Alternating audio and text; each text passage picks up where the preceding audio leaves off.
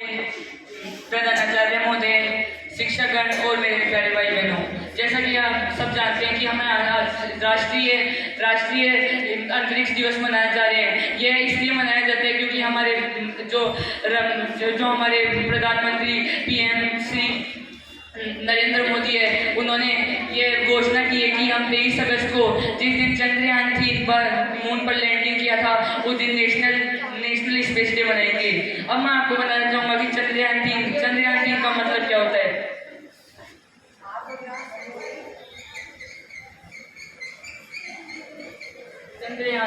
चंद्रयान जो कि एक संस्कृत वर्ड है, इसका मतलब होता है मून व्हीकल। चंद्र मून और यान व्हीकल। इसको बनाने की कुल लागत 615 करोड़ आई है। इसको बनाने का मुख्य कारण था कि हम चांद के जो दक्षिणी ध्रुव यानी कि जो साउथ पोल है उस पर लैंडिंग करें और वहाँ पर भारत का तिरंगा फहराएं। जो पहला चंद्रयान मिशन था उसमें, अब मैं आपको बताना चाहूँगा कि चंद्रयान मिशन की जर्नी क्या थी। चंद्रयान जैसे कि ये हमारी पृथ्वी है और ये हमारा चांद है, तो हमारे जो LVM Mark 3 से लॉन्च हुआ था चंद्रयान, स्पेस में पहुंचाने वाला जो रॉकेट था उसका नाम LVM Mark 3 था, जिसकी फुल फॉर्म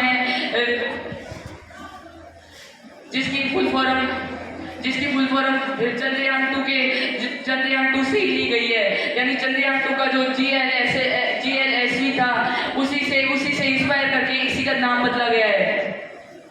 पहले तो ये रॉकेट 20 मिनट में हमारे पृथ्वी की इसके सतह को ऊपर लेके जाता है। फिर बाद में जो चंद्रयान है वो हमारी पृथ्वी के ऑर्बिट में चक्कर लगाता रहता है।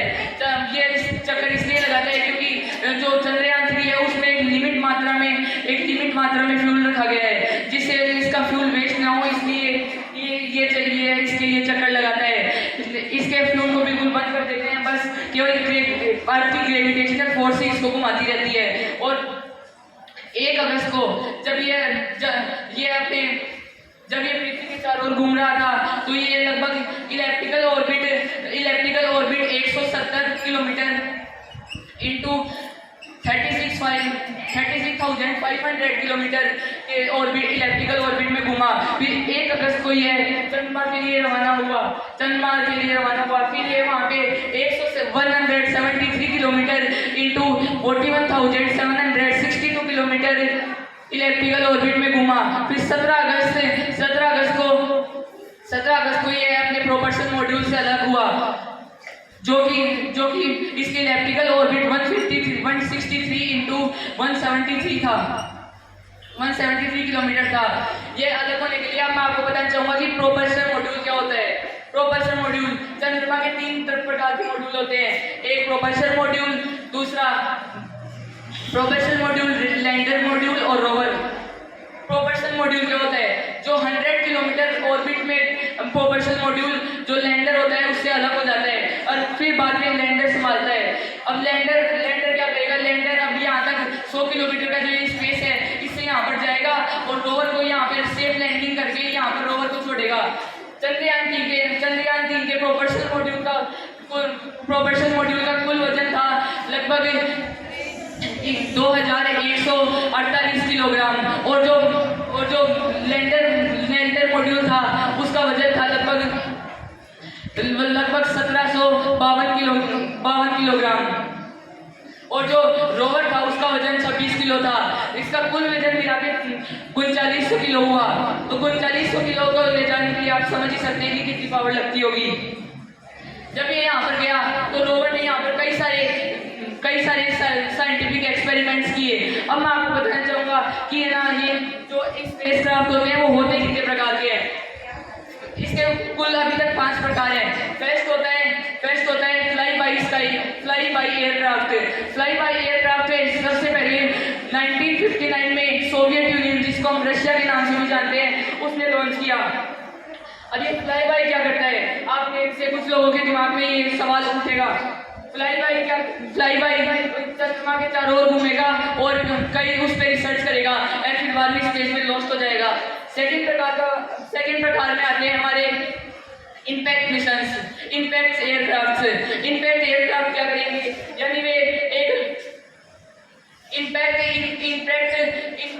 इम्पैक्ट प्रोबे को भेजेंगे अपने, जैसे चंद्रयान यहाँ से गया और मून पे इम्पैक्ट प्रोबेज को छोड़ा, और वो जो वहाँ पे जब ब्लास्ट हुआ, और आप समझ ही सकते हैं कि इम्पैक्ट तो चंद्रमा से इम्पैक्ट कर रहा है, इसलिए इसका नाम इम्पैक्ट मिशन पड़ा है। वह जैसे ही चंद्रमा से इम्पैक्ट करेगा वैसे ही वहाँ वो ब्लास्ट हो जाएगा वहाँ पर, और उसके साथ में कुछ धूल कण ये निकलेंगे, और उतने जितने टाइम में वो ब्लास्ट होगा उतने ही टाइम में उसको वहाँ पर रिसर्च करनी पड़ेगी, यानी वह उतने टाइम में वहाँ पर रिसर्च कर लेगा, और सारा जो मेन चंद्रयान है ना, मेन जो एयरक्राफ्ट है उसको सारी इंफॉर्मेशन भेज देगा, और वहाँ से हम जो भी अपना एरोनॉटिक्स का जो स्पेस रिसर्च सेंटर है उससे कन्वर्ट कर सकते हैं। अब चंद्रयान 3 जो है वो इसरो के द्वारा भेजा गया है, जिसकी फुल फॉर्म है इंडियन स्पेस रिसर्च ऑर्गेनाइजेशन, जिसकी एस्टेब्लिशमेंट 15 अगस्त 1969 को हुई थी। 1969 को अपोलो 11 नाम का जो स्पेसक्राफ्ट था वो चंद्रमा पर भी पहुंचा था ना, वो अपोलो 11 नासा का था, और उसी में ही नील आर्मस्ट्रॉन्ग जिसने सबसे पहले कदम रखा वो थे।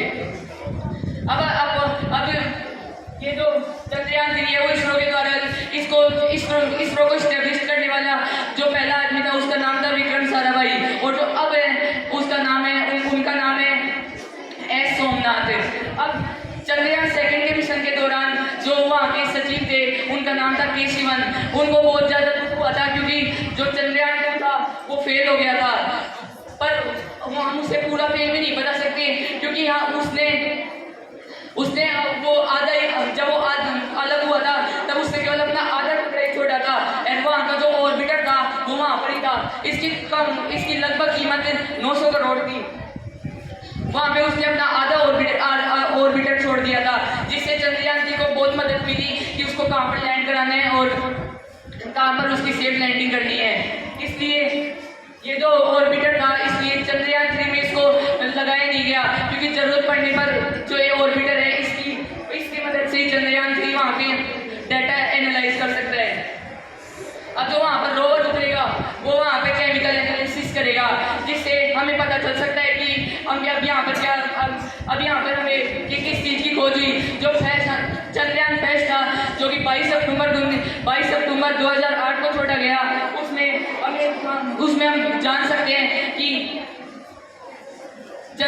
वो एक इम्पैक्ट मिशन था। इम्पैक्ट मिशन मैंने आपको बता ही दिया कि अगर उसने ना ये खोज की थी वो सक्सेसफुल था, उसने ये खोज की थी कि चंद्रमा पर भी पानी के मॉलिक्यूल्स पाए जाते हैं। Thank you.